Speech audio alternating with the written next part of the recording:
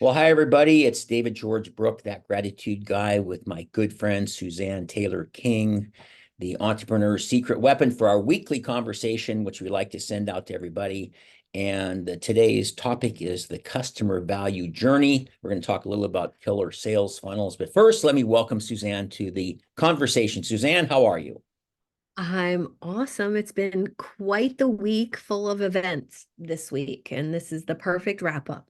And any highlights before we get into the topic? Any highlights from those events that might be of value to the listening public and the Oh gosh, viewing public? the value journey of having a standing event on your calendar to invite new people to before they meet you on a one-on-one, or just your strangers on social media that are following you or attracted to you. And if you have that standing event to invite to, it gives them a chance to kind of test the waters and say, what is this person all about? What are they doing? And I had 3 people come to an event Wednesday night, 3 new people, and 4 new people to an event on yesterday at 4 o'clock. And one of those people that came yesterday was somebody that I offered consulting to 4 or 5 years ago that I was super passionate about her company, and she's resurfacing. And how cool is that, just to have something low pressure on the calendar that Right. she could kind of come and get her feet wet with Suzanne again. That's also a classic example of patience or persistence. And you never Mhm. know, the old thing about the bamboo, you plant it and then it doesn't do anything for 10 years and then it shoots up 10 feet. So Mhm. that's a great example of persistence. And I just thought of two, always thinking of, since I talked to you last, I secured two very expensive workshops with a large aircraft manufacturer here in Seattle, which Nice. I confirmed yesterday, which was nice. I hadn't thought about it since I talked to you. Congratulations. That's Thank awesome. you. Yes, it's always nice to just, and that's what and we're talking about customer value journey, but it's still a lot of times, I think one of the common threads we have is persistence. And you and I had a conversation earlier in the week about some things that hadn't worked out. So they didn't work out. So somebody once said, I love this word. You know what the proper word is? Next. And you just move Mhm. on and you put something together. By the way, and we'll get to the subject. This is what I wanted to say earlier offline is I liked the new course, the new coaching, the 6 part, Oh, wasn't it thank six you so parts? much. Yes, that was very Yeah. nice. That was very nice. And Yeah. I would Yeah, make, it's a little test version for my customer value journey. Mhm. Um, I have a free event for coaches every month. I have a newsletter for those people who are on that list. And then this is the first step into a paid engagement with Yeah, me for those coaches who are ready. So it all goes into it, you yeah, know. And I think I hesitated for a little bit because I had gotten some clients from doing that event, and I hadn't really thought about putting a group together before. So it's just a little test, 6 weeks. Let's see how it goes, see how yeah. it's received, and we'll go Nice. from there. Well, why don't we segue right into the customer value journey? Because, in fact, and we talk about killer sales funnels. For those that may or may not know, I always try to make sure we don't talk about anything that people don't understand the concept. So sometimes it's nice to go back and define it a little bit. Talk a little bit Mhm. about to the average person what a sales funnel is. Well, a lot of times people think it has to do with technology and landing pages and automation and email sequence. But I think where I want to encourage people is that if you're just starting out or you don't have an online presence or funnel, your funnel could literally be just a sequence of events that you track. You meet somebody, you send them an email, you invite them to another conversation or an event. Like, it could be just a sequence of things that happen to build that know, like, and trust factor with someone else. Right, right. And so then as we labeled it, customer value journey. So what are some of Mhm. the elements? Like you said, it's not necessarily tech, it can be, but then sort of Mhm. walk through some of the steps to the person that may or may not know about what are some of the steps that lead from the initial contact to having them as a client, as an example. What are some of the steps that you take through that process? Oh my gosh, there's so many steps that you could take. And most people start with free, some free thing, PDF, checklist, something that you offer in exchange for somebody's email address. Right. And I don't know, I've tried that for years and it's built my email list but it's never gotten me that I know of a high fee one-on-one client. It's filled my Facebook group, Yeah. but when I think of a coaching client, somebody who's going to pay you more than $1,000, more than $3,000 over the lifetime of their engagement with you, I think that requires a different set of things to happen. Yeah. I And I don't think, know. What about you? well, I think the term that I didn't even understand for a long time was lead magnet. And you're Mm, trying to get somebody to, and as you said it perfect, in exchange for their email address so mhm. you can send them content and so forth. And that's why I think it's really interesting because I didn't understand the concept and I finally got it. But like you said, it's a checklist, it's a PDF, it's an instruction Mhm. guide, it's a different thing that piece of content. It could be a video. I do a lot of videos. So I'm very comfortable with video, and it could be video training or whatever. And then, but then the sales funnel, again, we're talking about this value journey, is to get sequential pieces of content to that person with the idea of getting them finally as a client, as a coaching Yeah. client, or as part of your membership group or whatever it might be. And so talk a little bit about those sequences, that what those sort of steps that go through from the initial contact to then their sign up as part of your group as an example. Well, I think the automation piece, once you start, attracting more than one or two people at a time, you need to have something kind of automatic. If people are signing up for your freebie or your webinar or workshop, you kind of have to have something that's going automatically Hmm. because to do that manually with more than one or two people at a time is really, really difficult. Yeah. So I would say first for me is a nurture sequence. That's the number one email sequence that every entrepreneur needs. And that's, thanks for subscribing. Here's your freebie. And here's a little bit about me and why you should stay on my email list. And I typically recommend 5 emails to go with some sort of opt-in.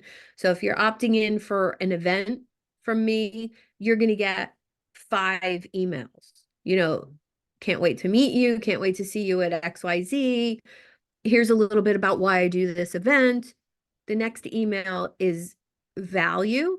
The next email is value and an offer to book a call.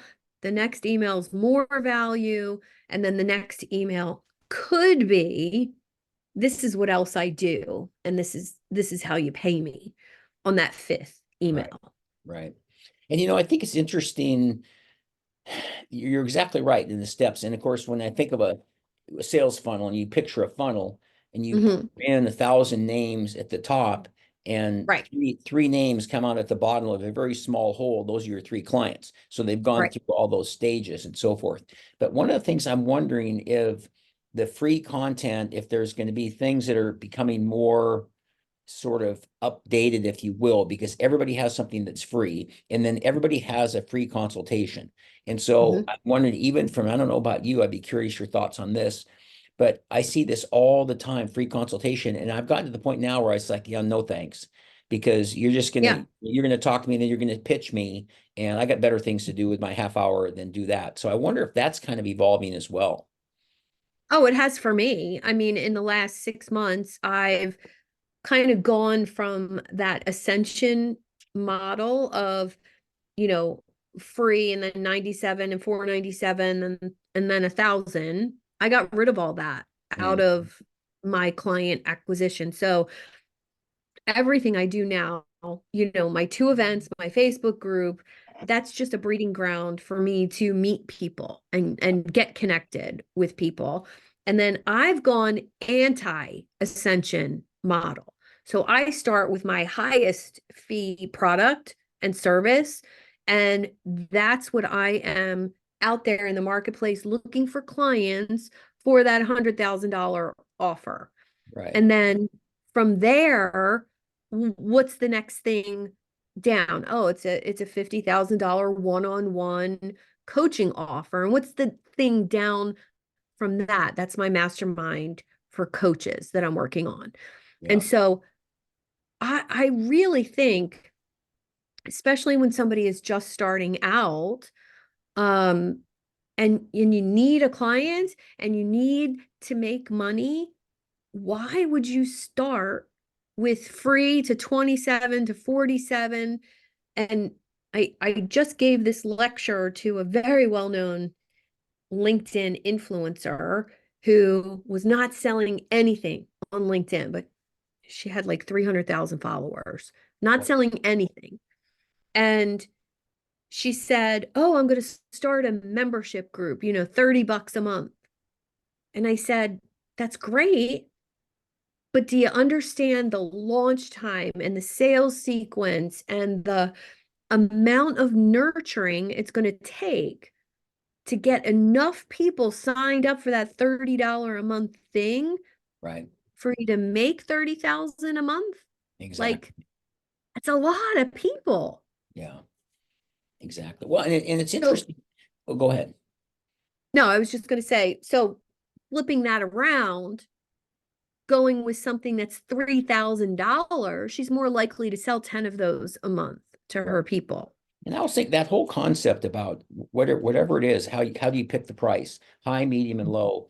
And I still remember years and years ago when I worked for Nordstrom, and everybody started on the floor selling, and I was selling. And so Yeah. we had, no, this is going to date me because the slacks, but the slacks were like $100, $200, and $300 for a pair of slacks. And 300 was, of course, the cream of the crop, and 200 was nice, and 100 was kind of the starter point. So Mhm. somebody, I need a pair of slacks. So which one do I pull out? So I always naturally pulled out the $200 one. And Mhm. somebody later pulled me aside and they said, no, no, no, always start with the 300. They Mm. can tell you to go down. They can, and so I noticed later I got kind of embarrassed because I'd pull out, like, I'd look at this guy, didn't look like he had a lot of money or something. I'd take out the 100. He goes, "Do you have something a little higher quality?" I went, Mhm. "Oh, sorry. Mm. Here, let me grab the 2 or 300." So, but it goes back to something that when I talk about, again, this customer value journey, how it's being updated in the sales funnel, the free Yeah. call, the free PDF, the consultation, the 35-minute one, 45-minute one, whatever. And you were very instrumental in me getting started on my Gratitude Infusion Mastermind. And when are you going to start that? And now I think it's, let's see, it's February. So it was back in, I think, May or something like that. They started it. Mhm. But I don't even know what I want to call that. You probably have a name for it. But I really, really like this one because it will result in a paid membership group.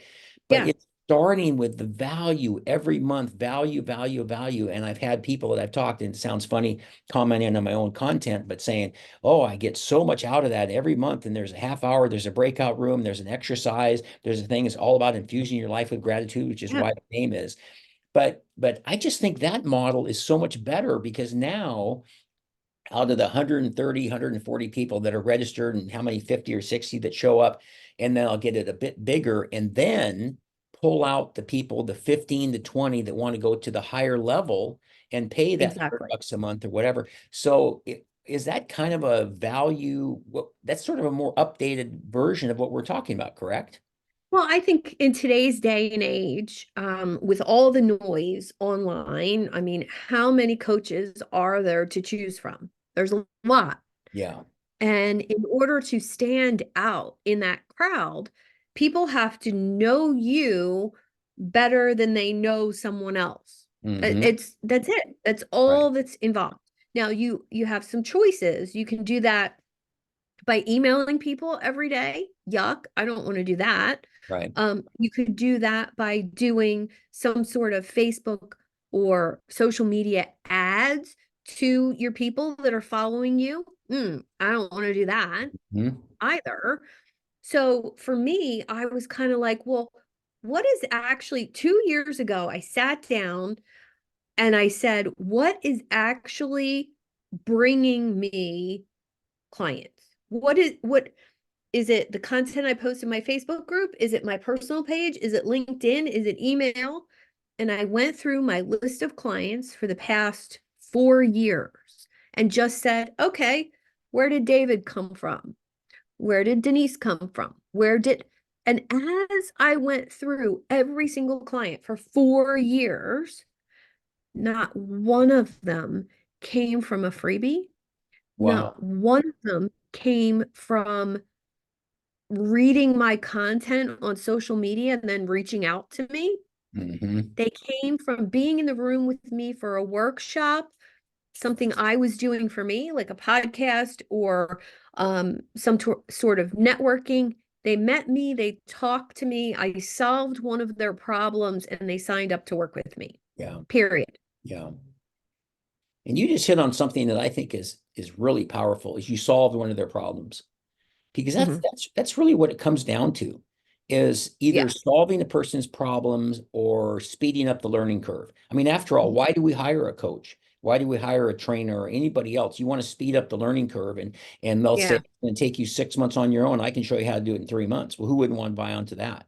Because everybody Mhm. wants to go now, pay later, and get it as quick as they can. So, but I just think it's interesting on this topic today because it's really some of the old models are getting kind of shoved aside in favor of this, and then they call it, of course, they call it the freemium model, which I get a kick out of how, you mentioned tech earlier in the software. Oh, I'm going to sign up for this. It's free. So I'm really digging the software. And then, but I need to do Mhm. some extra thing. Oh, wait, no, if you want to do those extra things, now you got to pay $20 a month for that because those are the Yeah. extra features. But now they've hooked me because I've already enjoying the things that it offers for free. So, Yeah.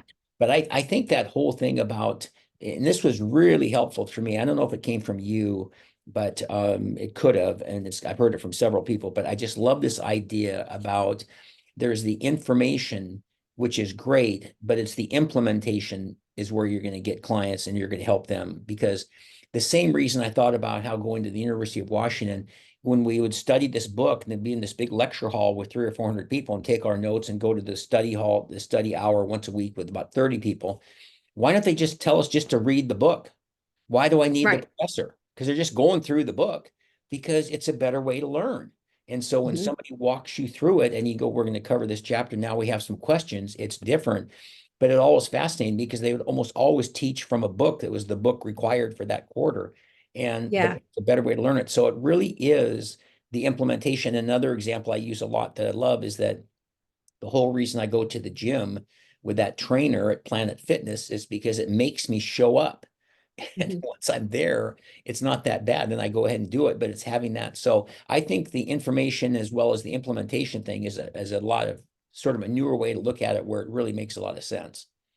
Yeah, it's that accountability factor. Nobody needs more information. Everything is Google searchable or Chat GPTable, Mhm. right? So when I look at a client and they want to work with me or I want to work with them, there's nothing I'm going to teach or show or coach around that they couldn't get from Google, That's honestly. true. Like That's if you true. know where to look, you can get everything you need from YouTube, Pinterest, you know, uh, looking things up online. A lot of people don't know how to be a detective like that.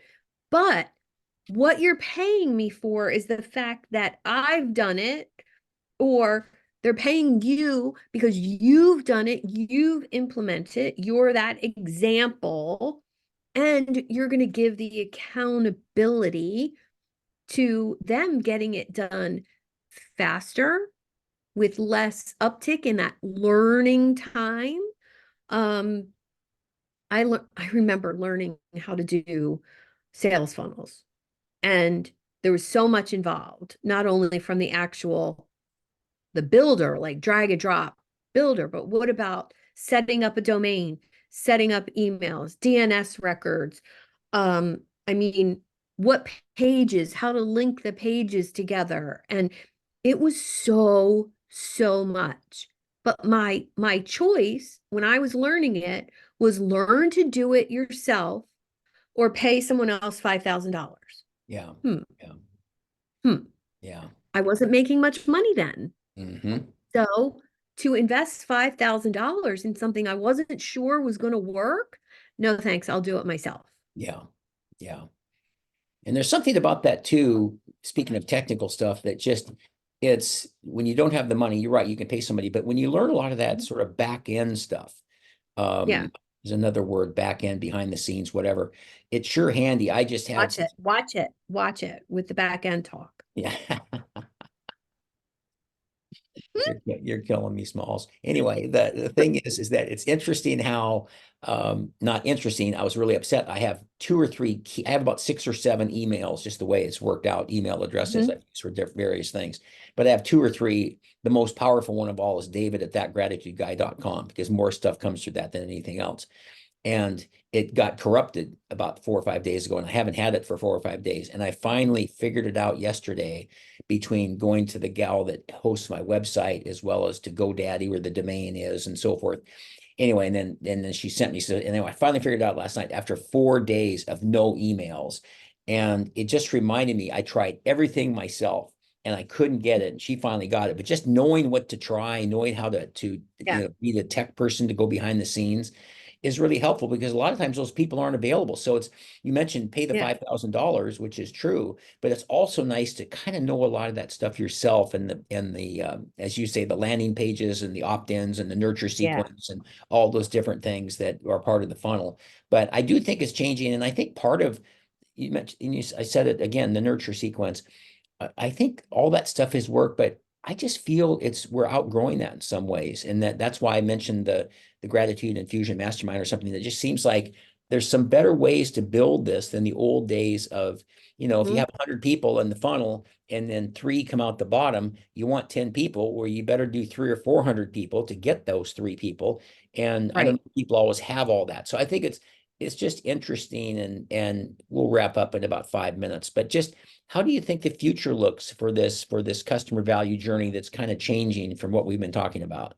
Well, I think there's always going to be automated things online, but to me, I think coaching or consulting or mentorship, I think it's a pretty personal thing. It all depends what you're looking for. So, you know, if you own a business and you're a coach or consultant or an online course salesperson, like whatever you're selling, I think you have to know what you're selling. And if you're just selling an online course that's hands off, like, the person buying that course doesn't get any time with you, you can do a Mhm. whole different customer value journey. But if your course is more hands on, a little bit more expensive, they're actually getting time with you in that learning environment, different value journey. The Yeah, more expensive your product or service is, the more and the longer the customer acquisition time. And I think so many people get, I need a client now. Oh, your product's $50,000. hmm, Well, you're not going to get one this week if you're just starting. right. So I think just being clear about how how long it's going to take. And the more expensive your product or service is, the longer that sales cycle takes, period. Don't let anybody tell you different. That's And that's so true. yeah, it is. I And was I thinking, think go ahead. I was just going to say in today's day and age, I think people are craving more personal attention.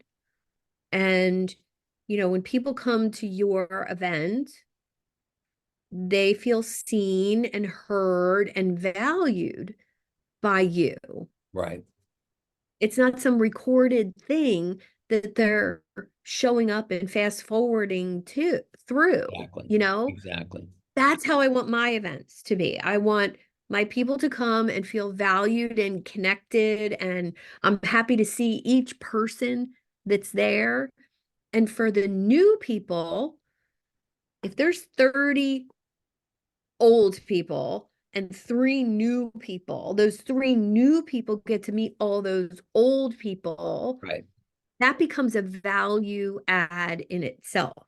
Yeah. Yeah. And I think you mentioned us in a comment, you mentioned the sales cycle. Mhm. I don't know, years ago when somebody talked about that, I don't know if I understood it. And it was explained to me something to the effect of like the sales cycle of a pack of gum at 7-Eleven is about one every 1 or 2 minutes. And yet Mhm. the sales cycle on a 737 can be 5 years before Yeah. somebody finally decides to buy the airplane. So, and that kind of ties into this conversation I was having yesterday about this relationship we have with ourselves, which I make a big point of in all my gratitude stuff and the infusion Mhm. mastermind, my talks, everything, workshops. And it's so important to have a great relationship. I contend it's the most important relationship you ever have. But I was talking to my friend in Australia yesterday, and she said something about, boy, remember when you said you could never get that kind of money? And I went, oh, yeah, I remember that very clearly. So you can't just start out with a 50,000 a year client, and it's just the Right. way it works. But the biggest obstacle in so many cases is Mhm. not having that imposter syndrome or that lack of self-confidence or self-esteem, and not an increased self-awareness. It's just, you just have to go through the steps. And sometimes I sort of feel like I wish those steps could go further, because what are we talking about here? We're trying to shorten the learning curve, but there's some things you just have to go through one at a time.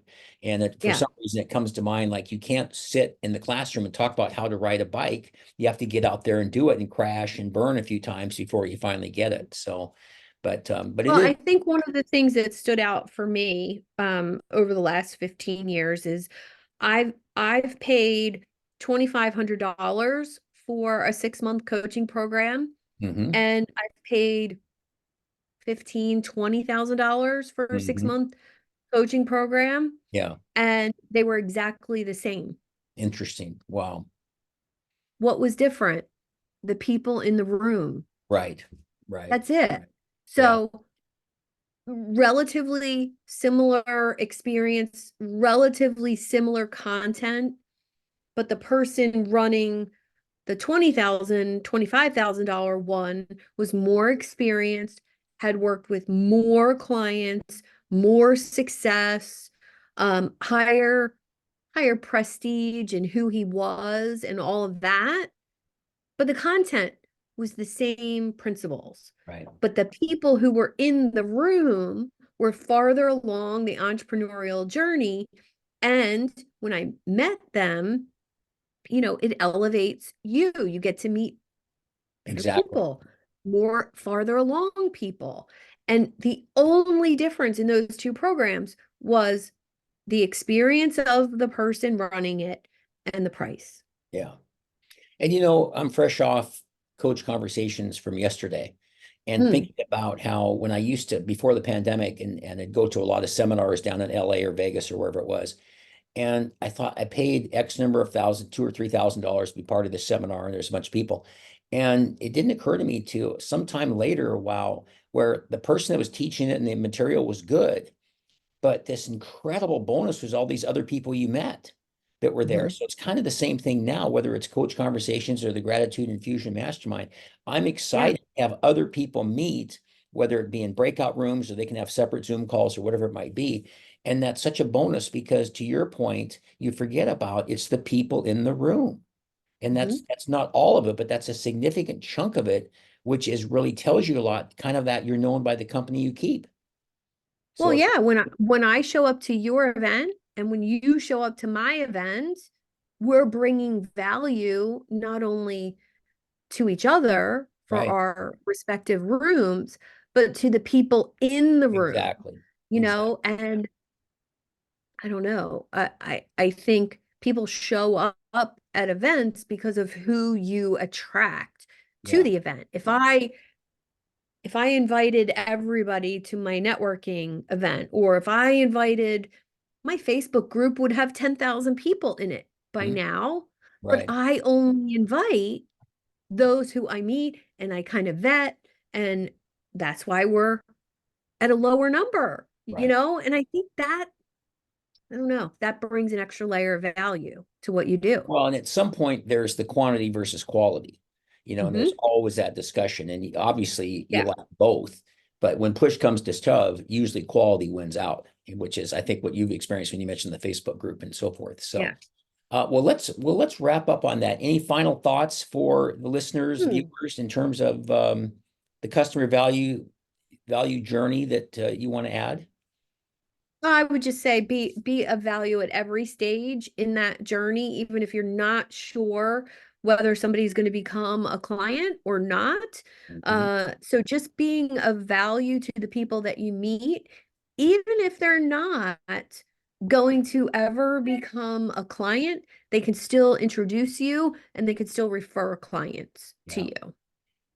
Thank you. Thank you, Suzanne. And I would just add content, content, content. You hear this all the time. Content is king. It's so true, but provide content, provide new and exciting content, do it continually, and really, really show your value. And this is what, again, I'm learning from my mastermind, my Gratitude Infusion Mastermind, is Yeah. develop that reputation and then show them the information. And then as the thing evolves, you can charge them, put together the groups and everything for the implementation.